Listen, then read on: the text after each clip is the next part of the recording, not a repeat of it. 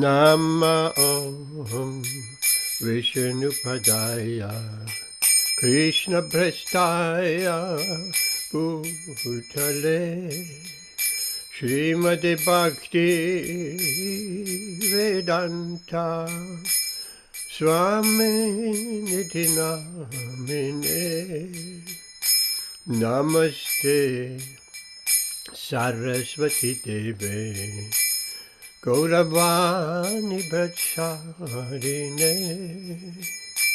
Nirvishesha Shunyavadi Paschatya Deshatarine Shri Krishna Chaitanya Prabhu Nityananda Shri Advaita Gadadhara Shri Vasati Gaur Bhaktarinda Jaya Shri Krishna Chaitanya Prabhu Nityananda Shri Advaita Gadadhara Shri Vasati Gaura Bhaktarinda Jaya Shri Krishna Chaitanya Prabhu Nityananda Shri Advaita Gadadhara Shri Vasati Gaur Bhaktarinda Hare Krishna Krishna Krishna Hare Hare Hare Rama Rama Rama Hare Hare Hare Krishna Krishna Krishna Hare Hare Hare Rama Rama Rama Hare Hare Hare Krishna Krishna Krishna Hare Hare Hare Rama Rama Rama Hare Hare Hare Krishna Krishna Krishna Hare Hare Hare Rama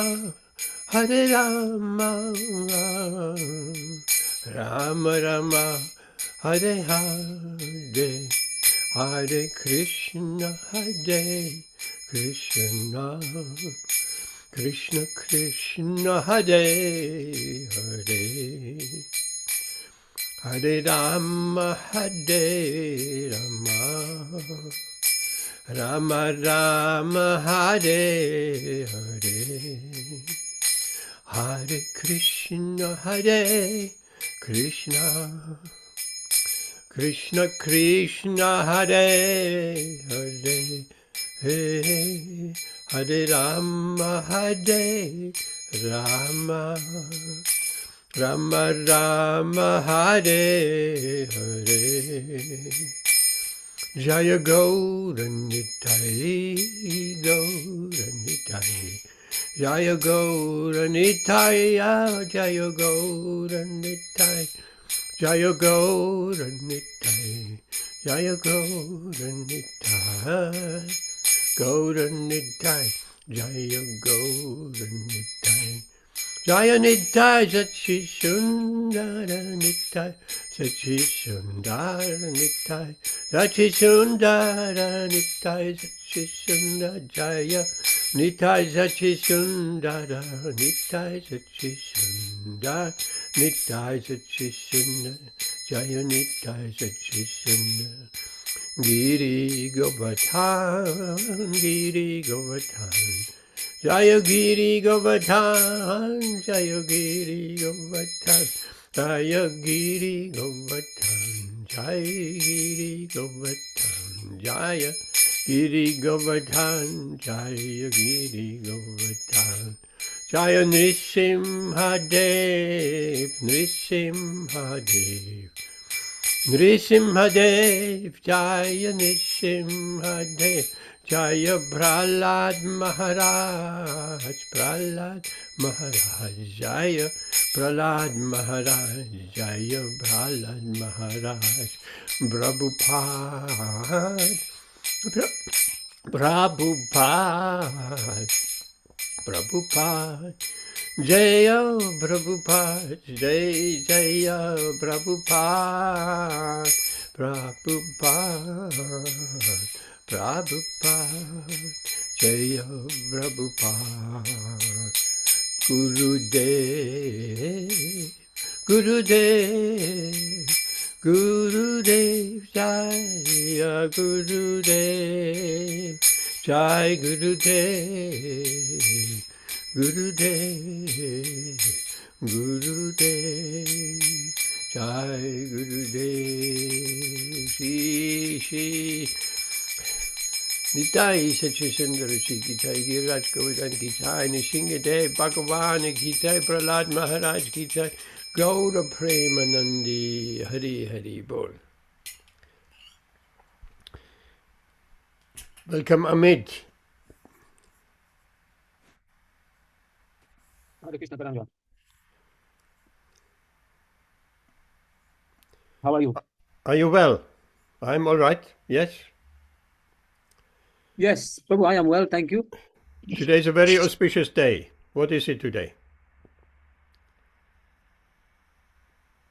What is an auspicious day today? Nisimha Chaturdasi, the appearance day of Lord Nisimhadev, when he came out of the pillar to protect his devotee Prahlad Maharaj. So that's an auspicious occasion today. Amit, what are we talking about tonight? Okay, Prabhu, we could look at Gītā 9:2-7. 9:27 or 3:7? 2:7. 9:27. Oh, yeah, very important verse. Just even looking at the Sanskrit. Yes, very. Yes, important verse of Bhagavad Gītā.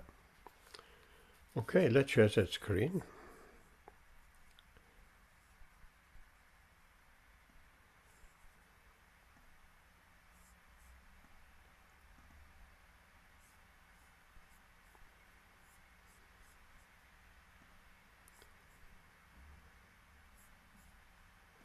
Om Namo Bhagavate Vasudevaya. Om Namo Bhagavate Vasudevaya. Om Namo Bhagavate Vasudevaya. Amit, will you render us a Sanskrit, please? Yes, Prabhu. Yat karosi yat asnasi. Yaj juhusi dadasi yat. Yat tapasya tapya tapasyasi kuyanteya Kaunteya. konteya.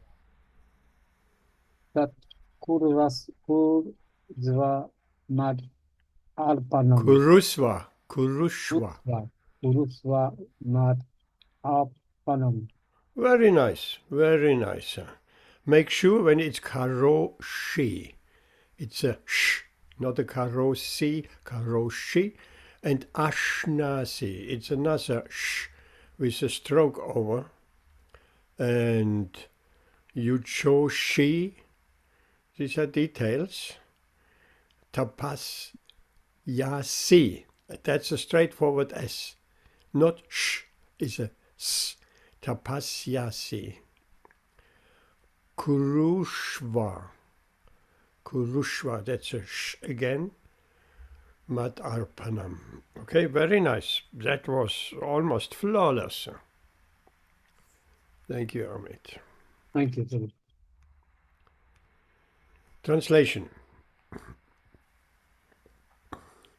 Whatever you do, whatever you eat, whatever you offer or give away, and whatever austerities you perform, do that, O son of Kunti, as an offering to me.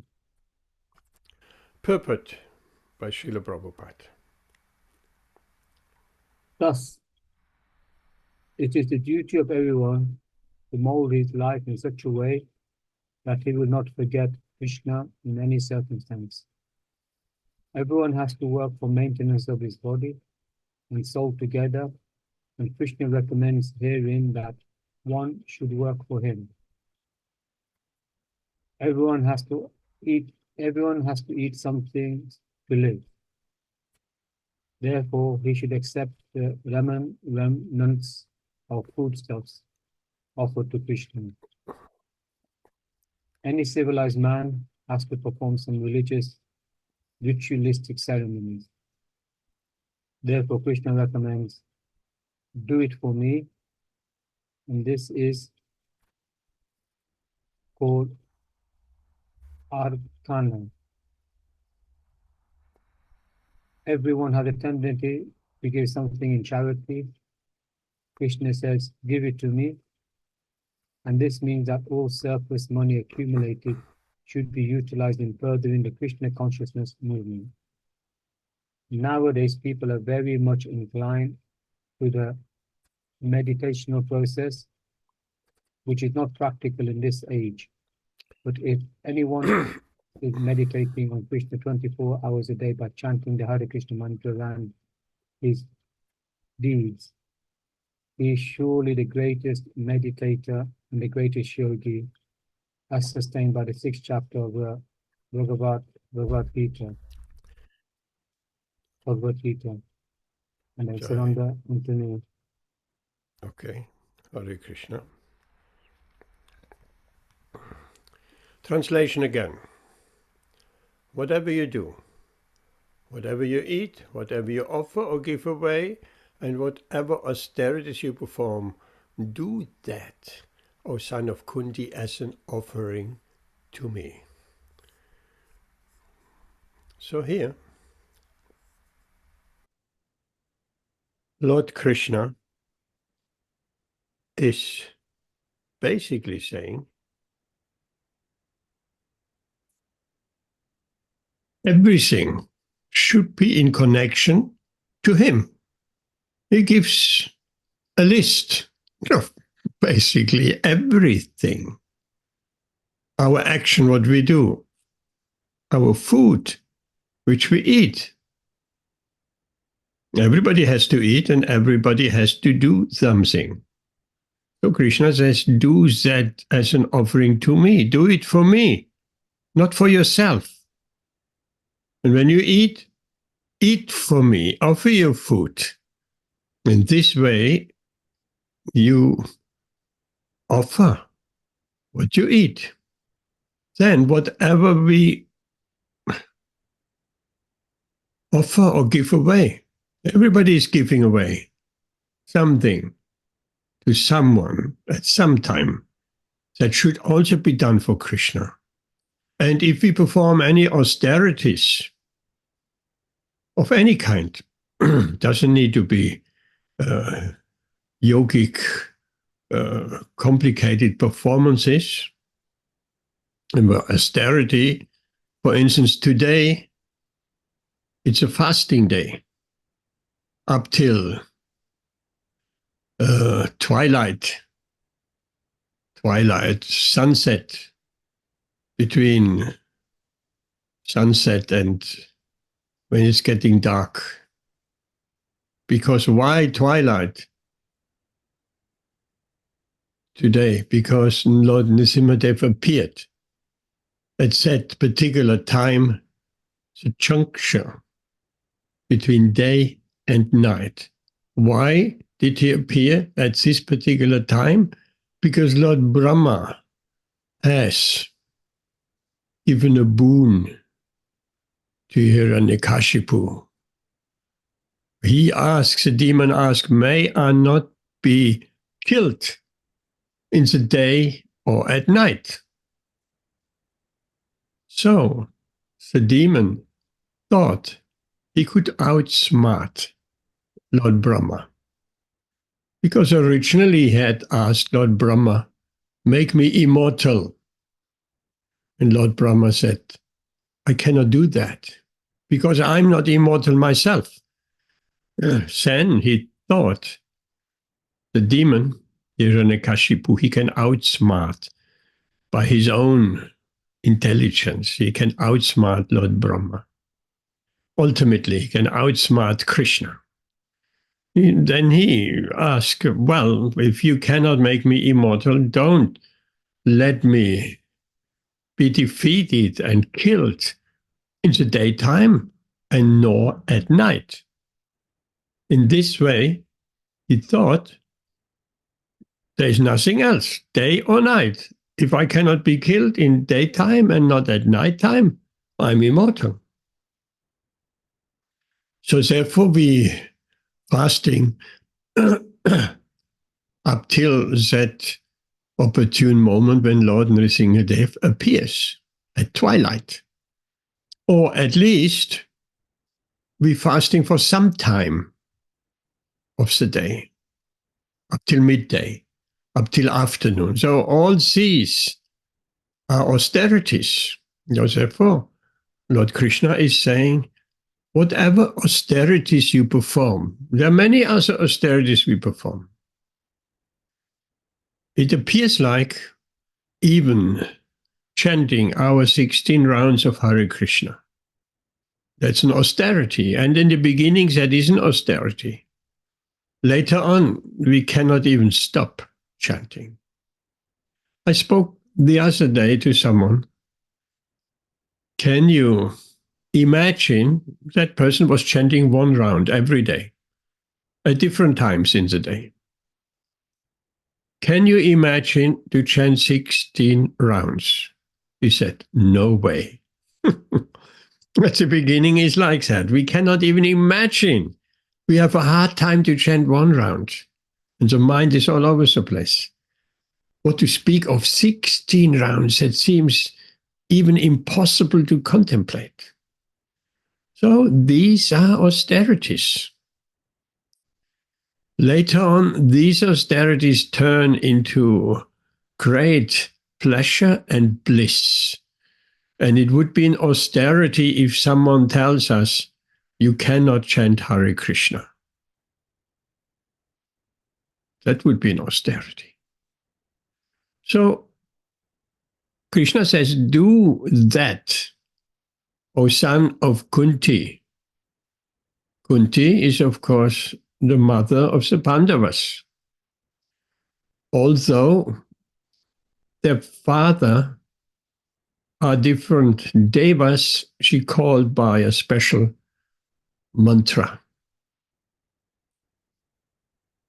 And this should be performed as an offering to Krishna. So that is everything. Everything, all human activities are in this one verse. And this instruction is non-different when Krishna says in 18th chapter, text 66, Sarva dharma parityajya mamekam sharanam vracha aham tvam sarva papebhyo mokshayishyami ma suchaha. Abandon all processes, all varieties of philosophies, of religion, so to speak. Philosophies, different conceptions, different mental speculations. All the yoga I have explained, Krishna says. Forget it all. Abandon all these different processes. Sometimes neophyte devotees that don't understand give up all religion. And they think that's a bad thing. Religion is a good thing. Why should I give it up? But it doesn't really mean giving up our religion and become atheist. It doesn't mean that at all. The highest religion is surrender to Krishna. Yes, we can give up our formal religion. I am Christian by name only. Do you go to church? No. Do you pray? No. Do you believe in God? Well, I have my doubts. So this is not religion. This is religion by name only. The same for Hindus, the same for Muslims, or any other so-called religion. Religion really means developing love of God. This is religion, and Srila Prabhupada points out how to recognize a bona fide religion. That religion which develops love of God in the hearts and minds of its followers, that is real religion. So therefore Krishna says, give it all up. This is not required. Formal religion. Welcome Amrita Radhe Mataji, Hare Krishna. So formal, by name only. So there Krishna says, give it all up. And the highest religion, surrender unto me. Full surrender to the will of God, to the will of Krishna. Likewise, Krishna says also in 1865, Manmana Bhavamat Bhakto Madhyachimam Namaskuru. Always think of me, become my devotee. Worship me. Offer your obeisances to me. That is also including everything. If you become Krishna's devotee fully and surrender to him, then naturally we will do what this Bhagavad Gītā verse, what Krishna is asking us here. Whatever you do, whatever you eat, whatever you offer or give away, and whatever austerities you perform, do that, O son of Kunti, as an offering to me. Krishna does not say, stop whatever you're doing. You're doing materialistic activities. Stop it. Krishna does not say that. Neither does he say, stop eating. You're just eating for your own sense pleasure. Stop eating. He doesn't say that either. Or whatever we give away or offer. Charity. He doesn't say, give it up. And austerities, don't perform them. He doesn't say that. He says, do it. Act. Eat. Give things in charity. Perform austerities. But do it as an offering to me. Can it be done as an offering to Krishna? All these activities, all our activities? Yes, easily. If we are Krishna conscious, Krishna will be pleased. We do our duty, Krishna will be pleased. We give some of our hard-earned money in charity, Krishna will be pleased. Particularly in charity to the right cause and to the right person. There's the verse in Bhagavad Gītā. There are a few verses said our charity can be in the mode of goodness, passion, or ignorance. Charity in the mode of passion is to give to an undeserving cause. Like we give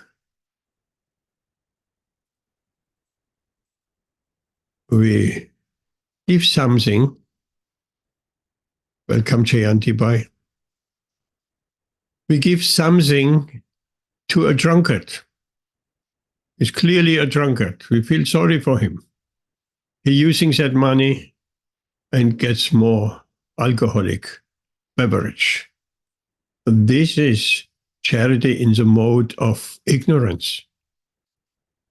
Not just to anybody we give charity. That person is just accelerating his tamagun. And neither should we give charity in passion, rajagun. What is charity in the mode of passion? If we give, but we make sure everybody knows I have given something. I have given a donation to the Hare Krishna temple. If there's a festival, I give to Radha Yatra. I give £1,000. But I want my name on the tent. Mr. So-and-so has given 1,000 towards the Radha Yatra. That is charity in the mode of passion. Because we want a result. We want to be praised, we want reputation, we want name, fame, and glory. We only do the charity to get something in return. Tax relief, of course, as well. So then there is charity in the mode of goodness. First of all, we give it to a deserving cause and a deserving person. To a sadhu, a genuine sadhu, devotee, Vaishnava, and to a genuine cause. Of course, a genuine sadhu will use our charity, our money for a genuine cause. That is one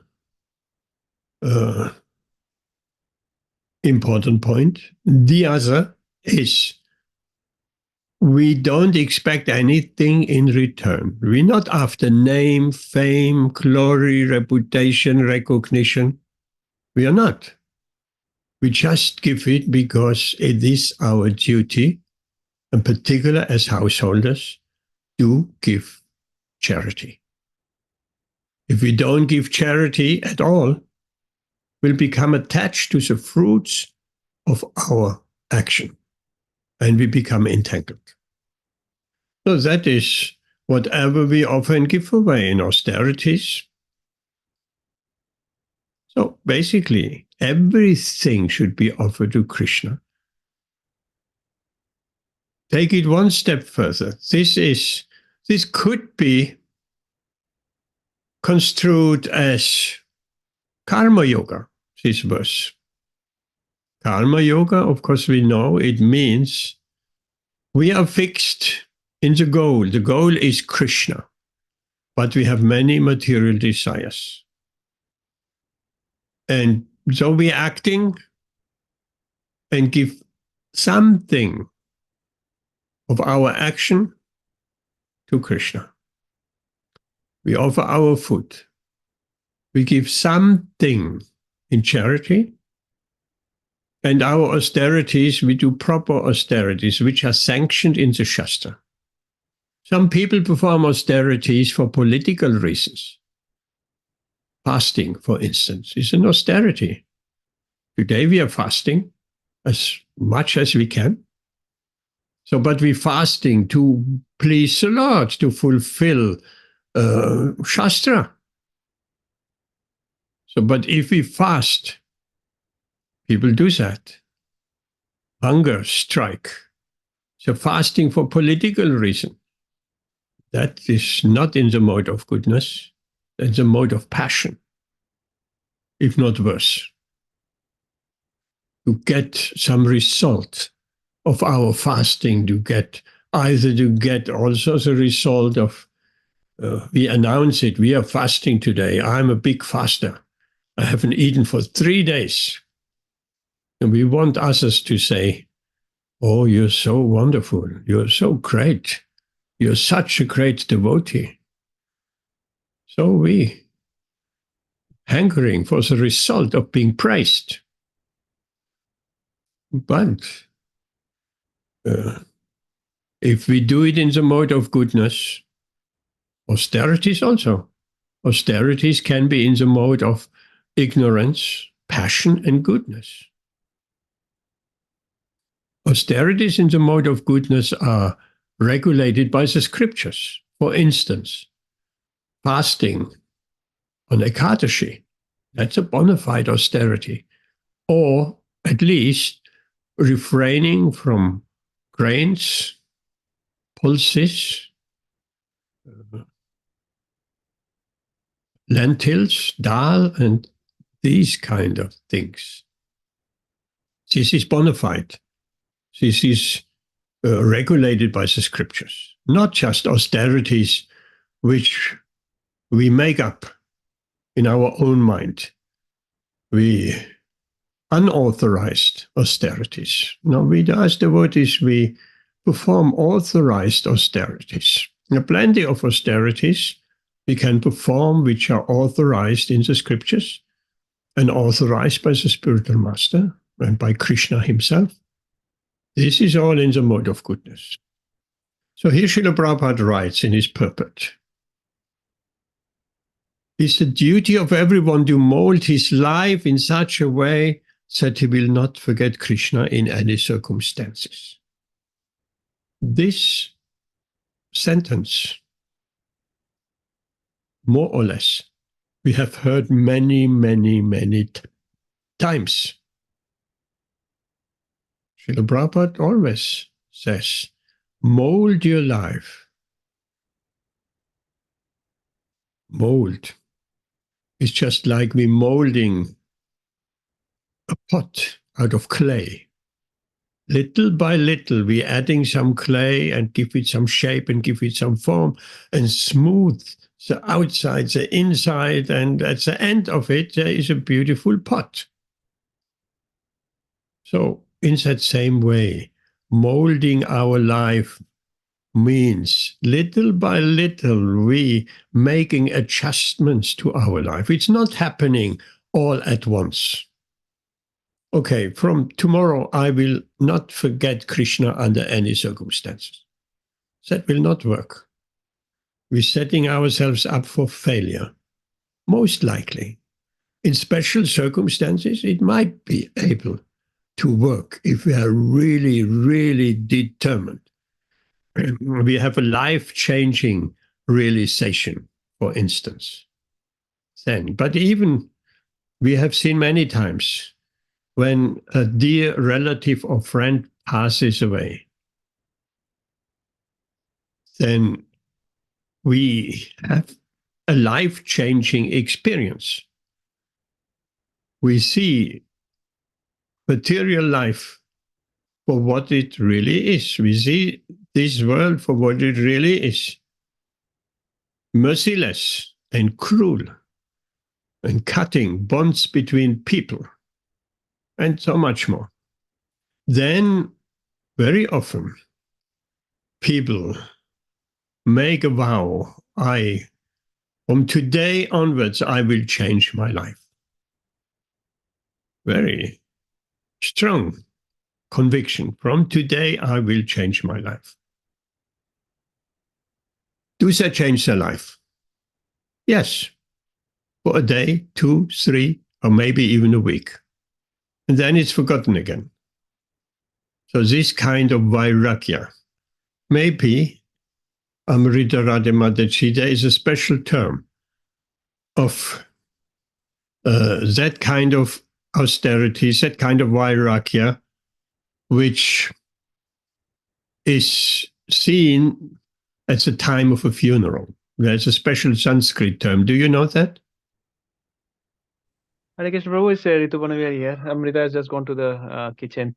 Prabhu, it's called Smashan Vairagya, means Vairagya at the crematorium. What is the first word? Swatam? Smashan. Smashan means like crematorium. Okay. Smashan. Smashan. Smashan, yeah. Or Shoshan. In Bengali, it's called Shoshan Vairagya. In Sanskrit, it's called Smashan Vairagya. Smashan. That is a vairagya. Thank you, Rituan Prabhuji. So that vairagya, that will not last very long. Better than to Of course, everything is good. Even if we have that conviction for a week, we really, now I become so serious. I don't waste any more time. My best friend, my mother, my father has passed away. Now I understand the life is very, very short. And now I will utilize my time properly and become fully Krishna conscious. Generally, yes, of course, that's all good. At least for a week, you have tried to become Krishna conscious. But generally, it doesn't last much longer. So, therefore, Srila Prabhupada, and the much more longer term solution, mold your life. Like a clay pot is not done in just 10 minutes. To molding a clay pot takes some time. Bit by bit, and we're adding some more clay and we're shaping it. So this is a long-term solution, molding our life. Of course, that should not be an excuse. I'm molding my life to become Krishna conscious I'm molding for the last 10,000 lifetimes. I'm molding. No, not like this. Molding in a reasonable time and with endeavor, and it doesn't have to take many lifetimes. One lifetime is enough. And how to mold our life? That we will not forget Krishna in any circumstances. Again, we're going back to, in fact, 2 verses. Manmana bhava madbhakto, always think of me. Or the Vedic, what shall we say, the Vedic stipulation. Always remember Krishna, never forget him. That's the same thing. Then Srila Prabhupada goes on, everyone has performed or is performing some work to maintain the body, to keep body and soul together. That's another very important expression. How much are we allowed on sense gratification? It's actually not sense gratification. How much are we allowed as devotees to give some food to the senses? We have to give some food to the senses. If we don't give any food to our tongue and stomach, we'll starve to death. For instance. So some food for the senses, all the senses is required. But how much or how little, if Srila Prabhupada says it, and in many other places, just enough to keep body and soul together. So that is for everyone to interpret. We can hardly make an argument. I need a Rolls Royce to drive a Rolls Royce to keep my body and soul together. That's hardly a reasonable argument. I knew a devotee who bought a Mercedes. And so some question arose, why you need a Mercedes? Oh, I'll drive sannyasis to the temple. That was his argument. Oh, very nice, sir. Whenever sannyasi visits our temples, you pick him up from the airport and you drive him comfortably to the temple. Very nice. So Mercedes is very appropriate. After all, Srila Prabhupada got offered also the best of the best, whatever was available. Nice car, Mercedes or any comfortable car. Even at one time, to Bhaktivedanta Manor, Shyamasundar arranged a helicopter. Srila Prabhupada was flown in by helicopter onto the lawn of the Bhaktivedanta Manor. So devotees go to great length to please and make comfortable the spiritual master. Needless to say, that cost from the helicopter, it wasn't fully paid off until maybe 10 years ago. So For 30 years, the cost was still hanging over the devotee's head. Oh, but that was an offering of love. So, to keep body and soul together, we hardly err on the side of giving too little to our senses. We have the tendency rather to give too much. So that is for everyone's discrimination. What do I need to keep body and soul together? And as householders, there's another question. What do I need to keep my family together? Because if we as a householder we live the life of a sannyasi, wife and children after a short time will say, okay, goodbye. So that is also not the right solution, because we have to maintain the family and keep everybody happy. But at the same time, we have to engage our family members in Krishna consciousness. They also are getting a taste for austerities and renunciation. And when the time is ripe, the husband takes sannyas, then he can fully embrace renunciation. So keep body and soul together and to keep the family together. So we have to make our decisions to spend on these kind of things. And Krishna recommends here in that one should work for him. Now, the obvious example Srila Prabhupada gives, everyone has to eat something to live. Therefore, a devotee should only accept the remnants of foodstuff offered to Krishna. That is not difficult to achieve, except if we are addicted to food which cannot be offered to Krishna. Like someone may be addicted to non-vegetarian foodstuff or to eggs. Yes, all his life has enjoyed eggs, and now he becomes a devotee, but still there is some attachment to eggs. So, therefore, we should only accept remnants of foodstuff offered to Krishna. And that has also has wide-ranging implications. Can foodstuff be offered from a restaurant? Big question. Then we have to use our discrimination as well. In certain circumstances and in emergencies, we might eat foodstuffs from a restaurant if it's fully veg,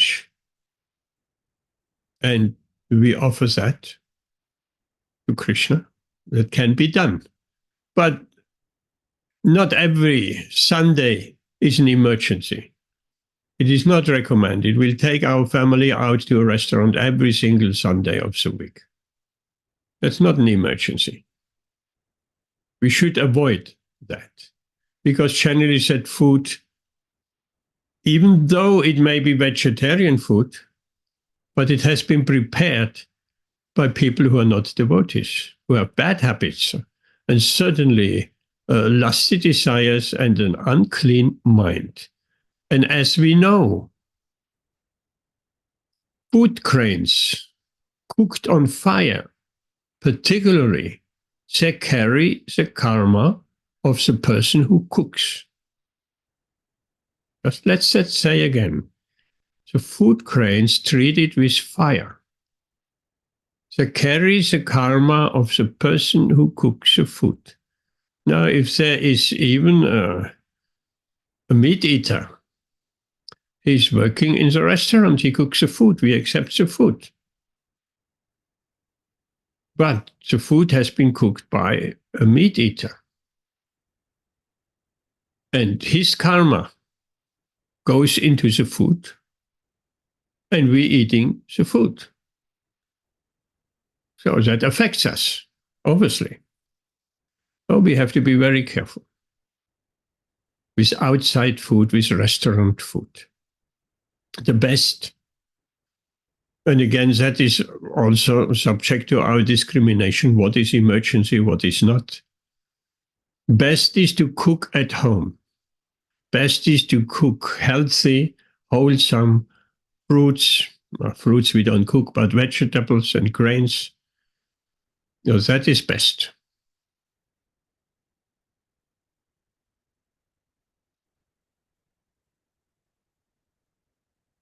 And now Srila Prabhupada says any civilized man has to perform some religious ritualistic ceremonies. Civilized. There are uncivilized people who don't perform some religious or ritualistic ceremonies. But any civilized person throughout the world, in all cultures, they have some ritualistic ceremonies. You take even the Red Indians, the American Indians, hundreds of years back, they had their own rituals. They were praying and dancing for money too. That was one name they gave God. And I'm sure there have been many other names.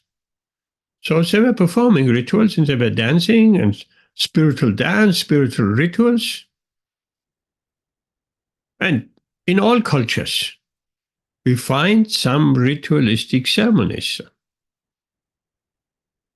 Animals don't have ritualistic ceremonies. That's a distinction between animals and human beings. So a human being can be cultured and perform some ritualistic ceremonies. And Krishna recommends of those ceremonies also, do it for me, not for anything else. And this is called archana, deity worship, archana. So we have a very elaborate process for archana, deity worship, at home or in the temples. Well, rituals, there are rituals, of course, but not mere rituals where we don't see what we're doing. That is also important. If we only see the ritual without seeing Krishna, then it is just a ritualistic performance, and it has a limited, it has also a result. After all, even if we don't understand, even if we just offer a lamp to our house deity, we don't know why. All what we know, my grandfather has done like that, my great-grandfather, and generations back, they have offered a lamp to our house deity. That will also yield results, of course. But what to speak if we do it in full knowledge? We know Krishna is the Supreme Personality of God, that we understand Bhagavad Gītā, Srimad Bhagavatam. So that archana with full knowledge, that is far, far superior and yields a far, far greater result as well. In fact, to guard against a mere external ritualistic performance, we're just making circles and our mind is somewhere else. That can be done. We're so busy coming home from work, our mind is still at work. Oh, I have to do the arti. Okay, we light the ghee lamp, the incense, and we're making circles. But our mind is at work. And our mind is with so many problems. So that shouldn't be. Therefore, before we offer any article, or before we do archana, before we do deity worship, we do manasa puja. In the mind, we establish clearly in the mind, who are we offering to? What we are offering to? Why we are offering? Clearly is a meditation. Without the internal meditation, our circles externally and our internal meditation is somewhere completely different. That is not very helpful. that is just as unhelpful as we chant Hare Krishna, but our mind is somewhere else. So whatever we do for Krishna in full consciousness, when we chant Hare Krishna, we want to hear every word, every syllable of the Mahamantra, every mantra, every round, every 16 rounds. In full concentration, then in no time, we will come to pure chanting. Same with Archana. While we offer the various articles, we want to be fully conscious what we are doing and why we are doing, for whom we are doing, and the mind should not go anywhere else. Then Srila Prabhupada continues, everyone has a tendency to give something in charity. Here in England in particular, people are very charitable. The main reason, I suspect, is it makes them feel good. Or they feel sorry. They want to help genuinely. So, but here, whatever we give away in charity, Krishna says, give it to me. Give it to me. In that consciousness, give it to me. And Srila Prabhupada spells it out more precisely. This means, give it to me. This means any surplus money accumulated. Of course, you ask any householders, do you have any surplus? Oh, no, no surplus. No, no. Now I'm struggling paying my bills. But I got a promotion recently and I'm earning twice as much. And still I have no surplus and still I'm struggling. And I'm earning 3 times as much as my starting salary. And still I don't have any surplus. Why is that? Because as we earning more money, we're spending more money. Our overheads grow. This is not the idea. That we're earning, we're spending. When we're earning little, we have a small car. When we're earning more, we have a big car. When we're earning little money, we have a small television.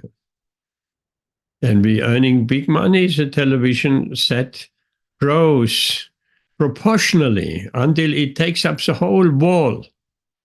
And then it cannot expand anymore. So there must be some surplus. And if we are honest, we'll find out there is some surplus of money. Rather than engaging in surplus of money for our own sense gratification, for a bigger house, a bigger car, a bigger TV, a bigger says, a bigger, better holidays, and so on. We should, that accumulated money should be utilized in furthering the Krishna consciousness movement. That's Srila Prabhupada's words here. In helping to spread Krishna consciousness. And there are many applications. Many applications. One can give to the local temple to improve prasadam distribution, food for life, prasadam for devotees, renovation. If the temple is too small, get a bigger facility, and so on. Or one can give to the cows in India, in Vrindavan, or Mayapur, or one can sponsor the temple of the Vedic planetarium, or so many causes are there to further the Krishna consciousness movement. So Srila Prabhupada doesn't give a particular prescription which kind of project, but there are innumerable Krishna conscious projects all over the world. So it's up to us. But still, the stipulation is give something of your surplus and engage it directly in Krishna, in the Krishna consciousness movement. Or we can buy some books and distribute them. Then Srila Prabhupada carries on. Nowadays, people are very much inclined to the meditational process. Meditational process is very interesting. Srila Prabhupada generally gives a nice analysis of the meditational process. Meditation is just like a naughty child who is engaging in all kinds of mischievous activities. So you tell the child, okay, sit down here. I have got you a coloring book. So you color. The purpose of giving him a coloring book is while he is engaged in coloring the pictures he doesn't engage in any nonsensical activities. Without the coloring book, he would just cause trouble. A child needs to be engaged. His senses need to be engaged. So, giving the child a nice Krishna coloring book, his senses are engaged and no more nonsense. No more frivolous activities. So, Srila Prabhupada explains, meditation is just like that. To rein in the senses. If someone is not intelligent enough to follow the Krishna conscious process, to engage in devotional service, okay, meditation. So just to keep your senses under control. So in that way, meditation has a purpose. But if we are a little bit more advanced, then it is not sitting down still in order not to cause any mischief, but then we engage our senses in Krishna conscious activities, in devotional service. That is much superior. So Srila Prabhupada writes here, anyone practices meditation on Krishna 24 hours a day by chanting the Hare Krishna mantra, rounds on beats. He is surely the greatest meditator and the greatest yogi, as substantiated by the 6th chapter of Bhagavad Gītā. So, some interesting point in just that one sentence. Srila Prabhupada recommends meditation by chanting the Hare Krishna mantra on one's beats. That's also meditation. Very often we call it japa meditation. Japa meditation. Sometimes people, when I walk with a bead bag in the park or some places, and someone may ask, what are you doing? Then I show them, here there are beads in the bag. This is meditation. Or more say meditation, everybody accepts and understands nowadays. No more question, that's meditation. They accept that. There are some devotees, I heard, they never show their beads to anyone. Interesting. But if we have to teach someone how to chant, we may show the beads. So with this finger and this finger, don't touch with the pointing finger, and then you chant and go forward one round and forward like that. So Srila Prabhupada says a meditation, best meditation, is to chant the Hare Krishna mantra on beats. He is surely the greatest meditator, the greatest yogi. And again, which generally slips our attention, it certainly has slipped my attention until I consciously took it up or taking it up. Srila Prabhupada says, anyone practicing meditation on Krishna 24 hours a day by chanting the Hare Krishna mantra. So again, another reference, so very clear. No ambiguity. Chanting the Hare Krishna mantra on beats, chanting 24 hours.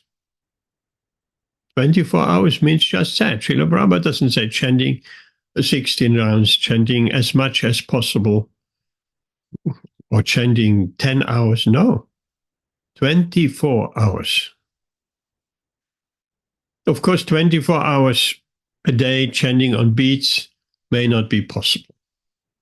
In our cases, Haridas Thakur could do that. We cannot do that. Chanting 24 hours on beats. We have to work with our hands. We have to walk. We have to do so many things. Because we have so much passion in us. We cannot sit still even for 10 minutes. So therefore we're chanting Hare Krishna after we have chanted our 16 rounds. Then we chant Hare Krishna for the rest of the 22 hours. Not on beats, but with our tongue, with our lips, or in our mind. But nonetheless, the stipulation is still there, 24 hours chanting Hare Krishna. That's the greatest meditator. It's the greatest yogi. So here Srila Prabhupada points to an important verse.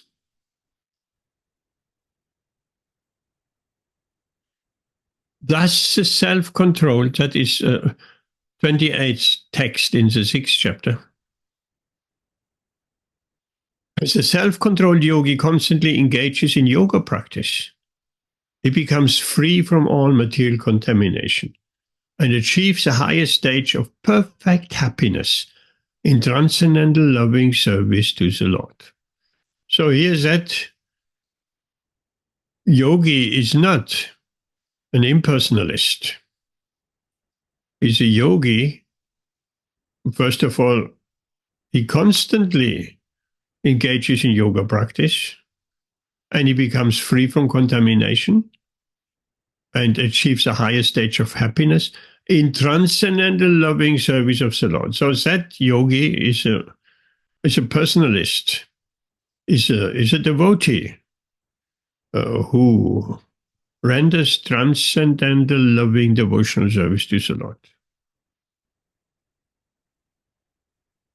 Okay. Let's see if there are any questions at all so far. Return, Prabhuji. Any questions?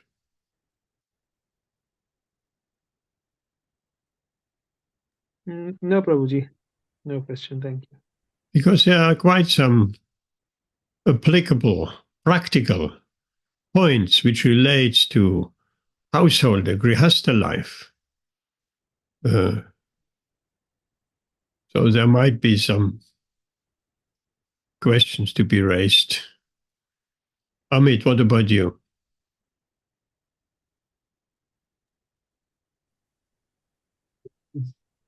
No, probably it's no question. This is quite different in his teaching today with other topics. You find it different than at other times? It's the same. It's the same message. It's the same message every time. It's the same message, just a different detail, from a different angle. Instead of saying, always think of me and engage your mind in me and offer devotional service to me or surrender unto me, this time Krishna is saying, whatever you do, just offer it to me. Same thing. Prabhu had mentioned that why does it mention about the perfect, the perfect meditation is 24 hours a day. When practically that is not, it's not practical. Do you think that? Do you think? Well, realistically, I mean, definitely we can think of Krishna 24 hours a day, but to meditate 24 hours a day, I don't know. What does meditate mean? What does it mean, meditate? It doesn't mean you're sitting down, crossed legs, and close your eyes. That is generally the idea of meditation. But meditate means thinking of Krishna. That's meditation. Yes, but it mentioned about the deeds. We did. That we already explained. That may not be possible, to chant 24 hours on beats. But we can chant 2 hours on beats and 22 hours without beats. Mm. We have to come away from the conception, which many devotees are stuck in that conception. I can only chant with my beatback. 16 rounds have to be done with a beatback. But afterwards, I have to do so many other things. I have to go to the shop. I have to drive to work. I have to cook. So I cannot use my beats. Well, then chant Hare Krishna without beats. Right? The beats is not, the emphasis is not on the beats. The emphasis is on chanting Hare Krishna. Again, we are not caught up on the externals. Lord Chaitanya didn't chant on beats. Lord Chaitanya chanted on his fingers. Here we go. The beats is not, of course, that beats helps us to, for our 16 rounds to, okay, sit down and chant on beats, or walk up and down in the room, or walk in the park and chant on the beats. So that fixes us a little, that helps us. The beats help us. And if there are Tulsi beats, then there is an additional benefit. But what are we going to do if we cannot imagine chanting Hare Krishna without beatback and beats? What are we going to do at the time of death? We are so weak, we cannot even hold a beatback. What are we going to do? Forget about chanting Hare Krishna? I'm supposed to chant Hare Krishna while I'm leaving my body, but I don't have my beatback. That's not very helpful. So chant without beatback. And that is applicable even now. Chant, just chant, chant, chant, chant, chant. And if we commit offenses while chanting, which we do, Nam aparat, we have not full attention. We're thinking of something else while we're chanting. Or many other apparats. We criticize devotees. We are proud. We blaspheme devotees even, which is a very strong word, blaspheme. Or any of those 10 offenses. What to do? What's a remedy? Well, Chaiva Dharma, Bhaktivinoda Thakur gives this antidote of offensive chanting. What is it? Constant chanting. As Srila Prabhupada says here, 24 hours, constant chanting is a remedy for offensive chanting. And in due course of time, we transition from offensive chanting to Nama Bas, which is a stage higher.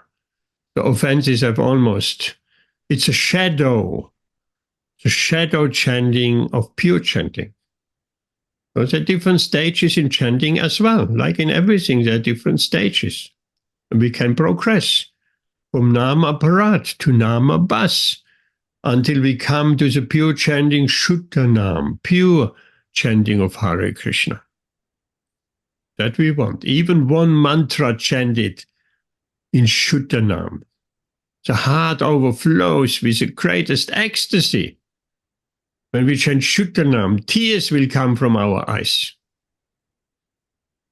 So that's a very high stage. But if we are on the Nama Parat chanting, offensive chanting, well, we have to counteract her. It's not that I commit so many offenses or better I stop chanting. That's not the conclusion. I commit so many offenses. Let's follow what Bhaktivinoda Thakur tells us in Chaivadam.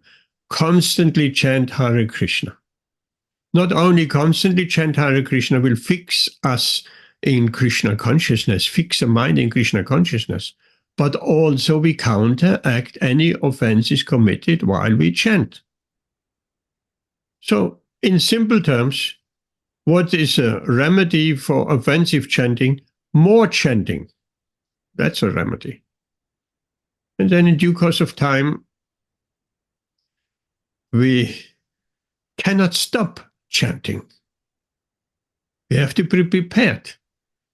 At the end of this body, we have nothing else to take shelter of as the holy name. There is nothing else. That holy name will be with us till the last moment, till our last breath. And in these last moments, we might only be able to chant within our mind. But chant we have to do. Within our mind or with our lips or loudly. The main thing is we chant. And Krishna says, if you think of me at the time of death, you will come to me. So we chant Hare Krishna till the last breath. And in this way we think of Krishna.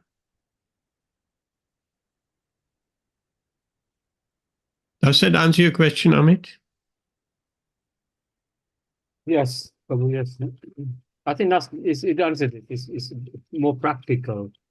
Yes. Practical way, yeah. Krishna consciousness has to be very practical, and not has to be, it is very practical. It's very good. Very practical. Everything in Krishna consciousness is very practical. And we'll try to point. I think through my chanting, I think I do, throughout the day. That's it. Krishna consciousness, and it's part of me now, it's like I remember evenings, mornings, nights, daytime, and it's through the regular chanting, it's increased my consciousness. That's required. That regular chanting will get us to the stage and platform where we can remember Krishna more and more and more and more, until we come to a point where we actually remember Krishna 24 hours a day. That point will come where we are fully Krishna conscious, perfect in Krishna consciousness. This is called pure devotional service. And Srila Prabhupada speaks about that pure devotional service in every page of all his books, of the Bhagavatam, of the Bhagavad Gītā. That pure devotional service is the goal. At least we should try to become pure devotees. It's not that we all know that is too difficult.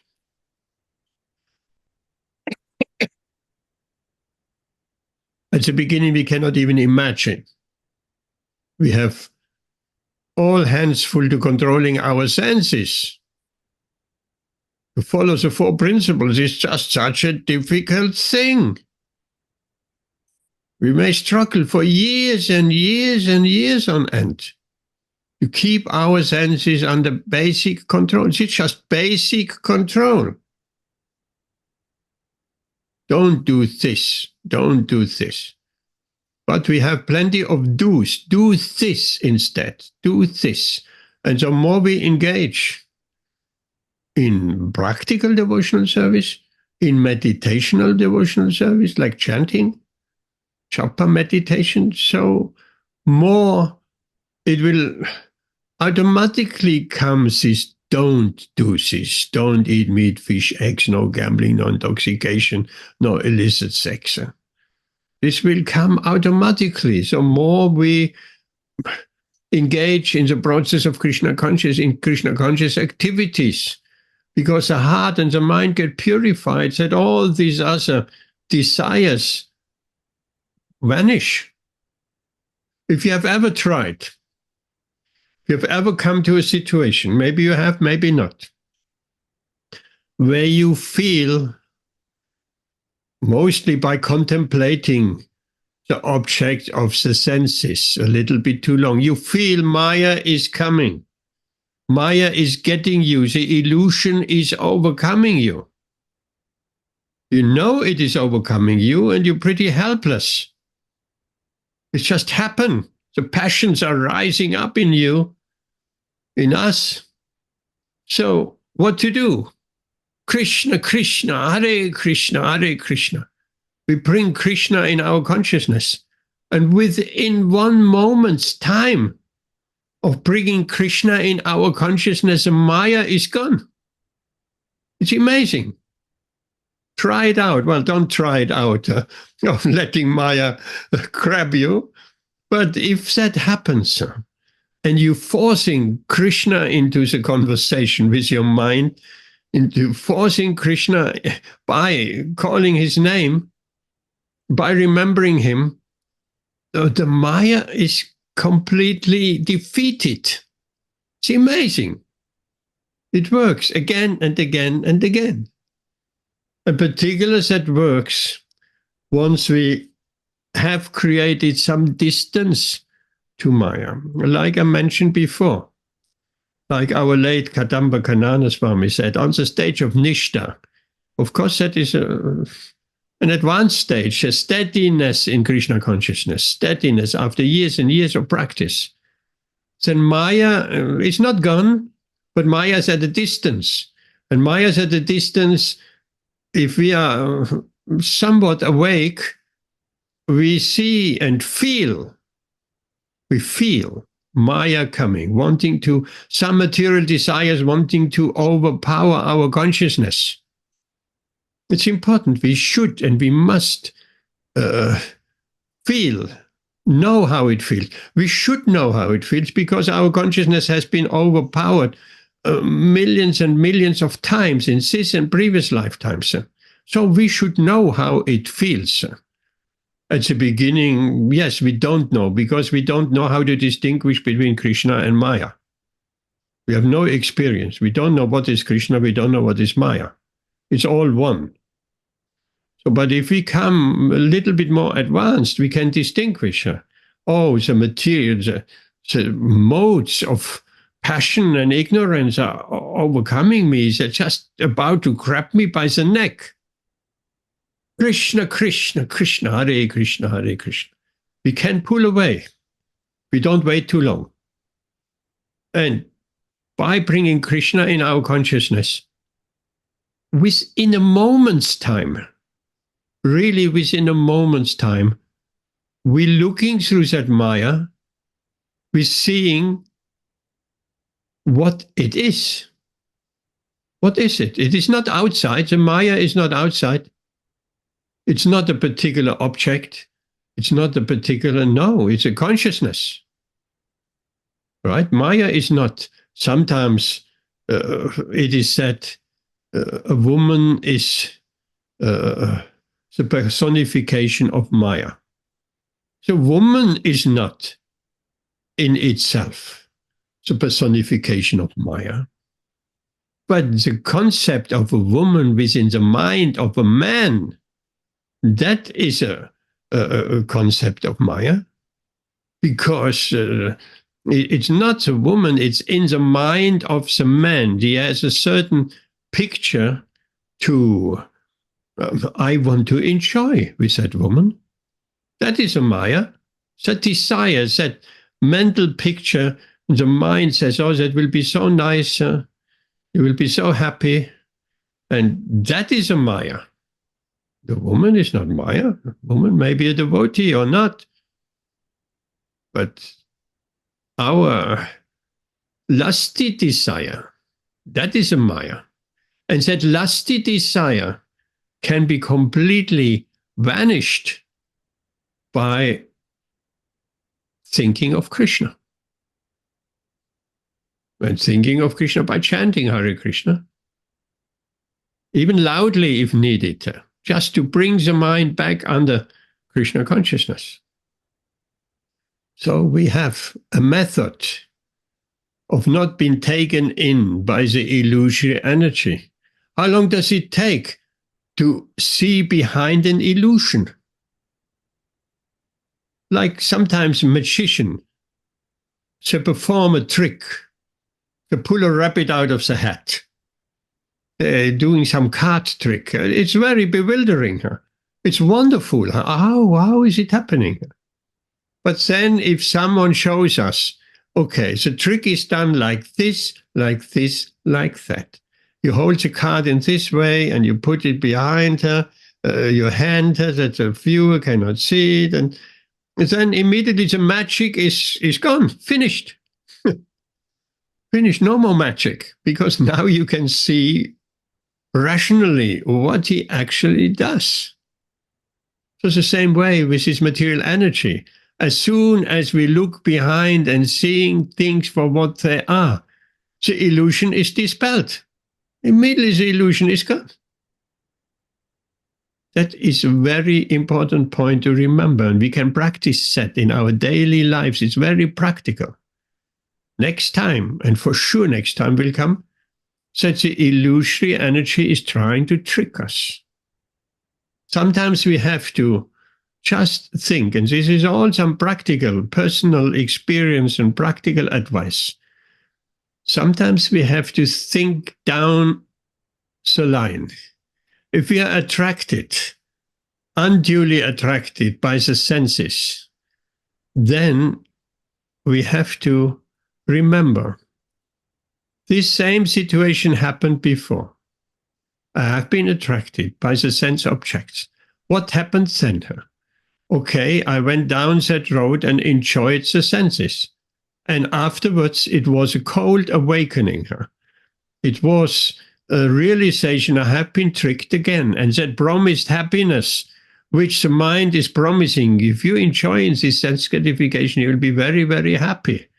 It will be so peaceful, it will be so nice. And if we go down that route till the very end, then it is anything else than happy and nice. It is empty. It is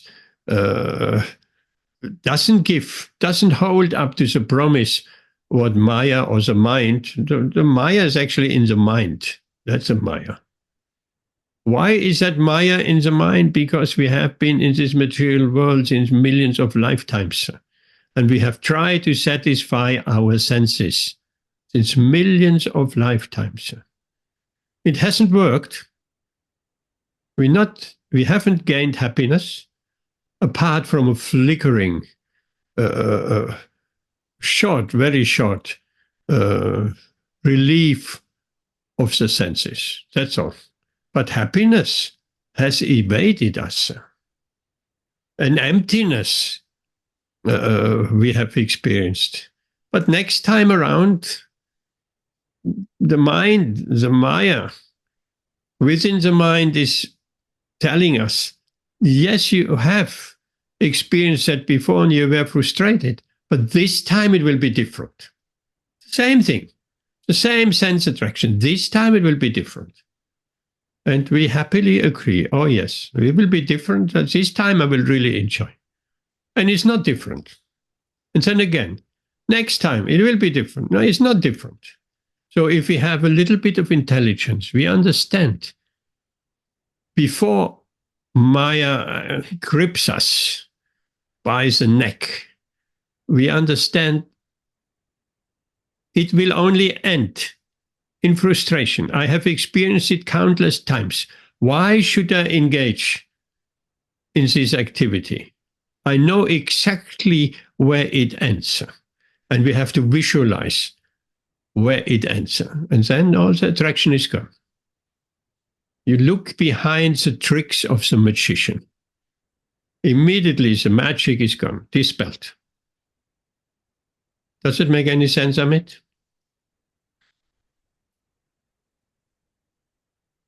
Yes, probably does. Maya is dangerous, yes. Yes, it's dangerous.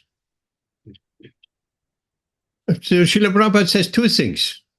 He says, your problem is that you're not enough afraid of Maya. And on other occasions, he says just the opposite. If you're fixed in Krishna consciousness, you don't have to fear Maya, because Krishna is much more stronger than Maya. And that's a practical experience. I can only contest that. Krishna is stronger than Maya. Krishna can pull us away from Maya. He can defeat Maya in no time. Like when we looking over a wall, a high wall, and we'll see what's on the other side. We cannot make this experience unseen. We have seen what is on the other side. We can, okay, now I take it back. I I will unsee this other side of the wall. We cannot. Once we have, therefore knowledge is so important. Once we have, and not only book knowledge, practical knowledge, once we have experienced a higher reality and higher knowledge, we cannot forget it. We cannot forget it. It is there. And in this way, the consciousness gets elevated more and more and more. Rituan Prabhu, any questions? Or Amrita Radhe Mataji, if she's here?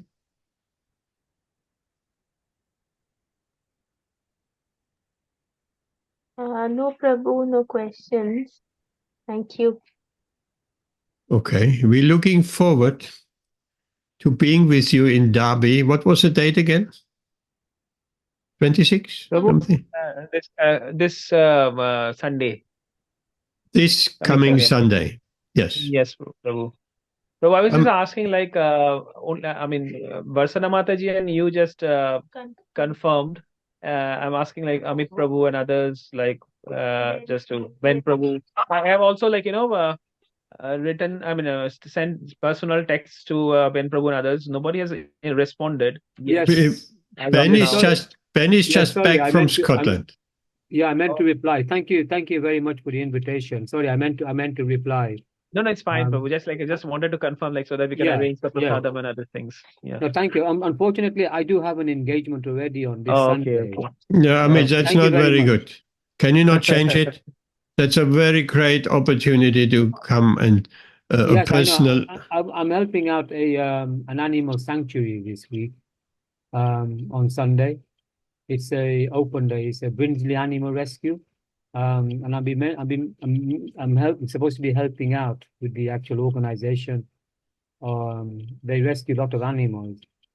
Unfortunately, I'm very sorry about that, but thank you very much for your invitation.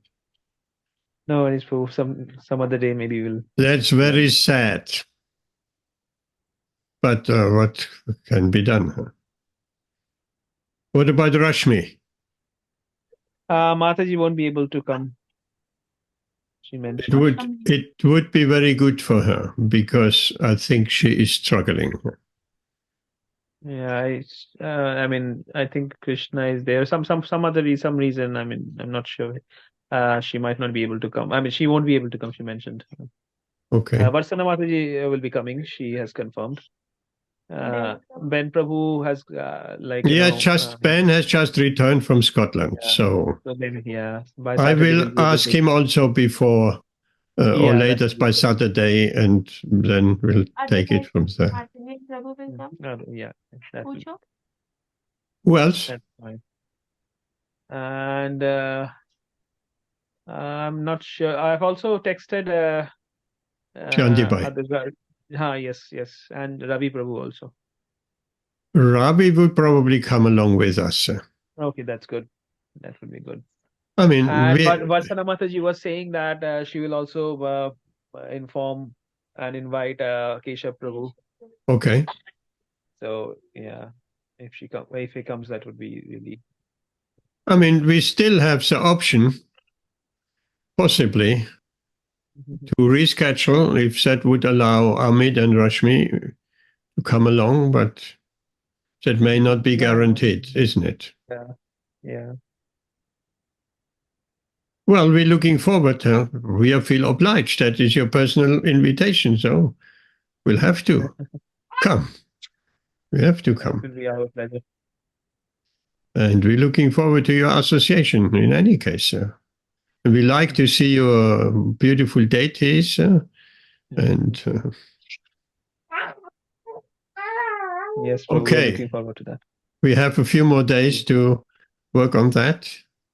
I'll get in touch with Ben and see if he is back. Everything is okay. Yes, bro. Okay, here we stop. Thank you very much. Hare Krishna. Hare Krishna.